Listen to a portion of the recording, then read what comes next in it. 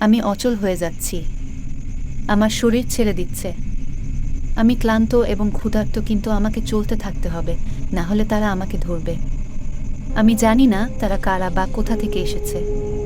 আমি শুধু জানি যদি আমি থেমে যাই তারা আমার ক্ষতি করবে।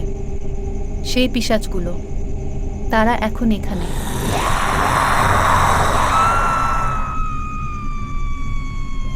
কিন্তু আমি তাদের আমাকে নিতে দিতে পারি না।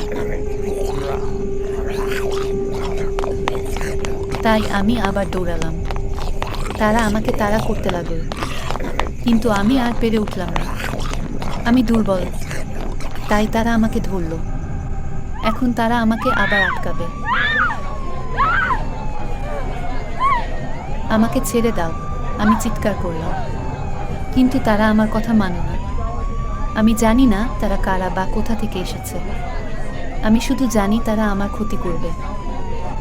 ইন্সপেক্টর, আমরা মেয়েটাকে খুঁজে পেয়েছি। হ্যাঁ, সে গতকাল মানসিক হাসপাতাল থেকে পালিয়েছিল একজন ডাক্তারকে হত্যা করার পর।